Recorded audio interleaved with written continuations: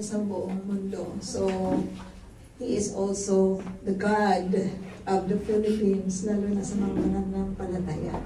So tayo po'y mag-extend ng ating pong blessing, ating kamay sa kanila. Father, we thank you so much, Panginoon, sa ginagawa nyo sa buhay ng inyo pong mga anak, O Lord God.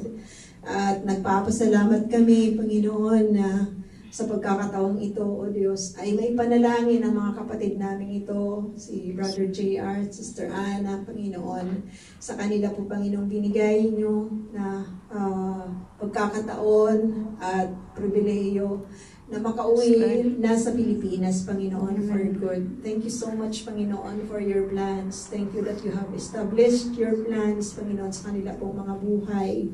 Alam po namin, O Diyos, na patuloy na kayo ang magpapala, gagabay sa kanila, sa lahat, Panginoon, ng kanila pong gagawin. Amen. Father God, above what they can ask, O Lord God, ay tunay nga pong sabi nyo, Lord, you are working above what we can ask or imagine. Kaya patuloy po namin silang pinagkakatiwala sa inyo, Ama. Alam po namin na patuloy kayong gagabay sa kanila. We pray, Father God, for a submissive heart, a humble heart, a listening spirit, Panginoon, listening ears, spiritual ears, Panginoon, sa inyo pong mga purposes. Amen. Father, not only, Panginoon, sa kanilang pamilyang pagpapala, but Lord, as you bless them, kagaya ng inyo pong mga lingkod na nakasulat sa Biblia, yes, may they be a blessing to people around, Panginoon, sa kanila pong mga talento na inyo pong pinagkaloob. We pray, Father God, that you will just compress that, close that, Panginoon, consecrate that, Father God, for serving you, O Lord God. Dalayan po namin na saan man pong iglesia, Panginoon, sila maglingkod.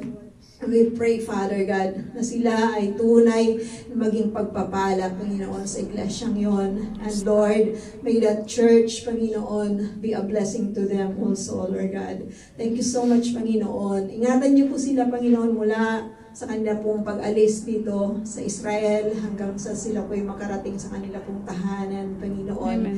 Thank you so much, Panginoon, for that joy, O Lord God, na masisilayan po nila ang bansa naming Pilipinas at tunay, Panginoon, na mag-uumpisa sila, Lord. Alam po namin na patuloy po ninyo silang sasamahan. Ano man po ang kanilang umpisahan, patuloy na kayo po ang pagpapala nito, Panginoon. Salamat po, Diyos. Thank you for good health, Lord God. Yes. Thank you, Lord, sa lahat ng mga aspeto ng pagpapala na i-open nyo, Panginoon, sa mga kapatid namin ito. We glorify you, Father God, in Jesus' name. Amen.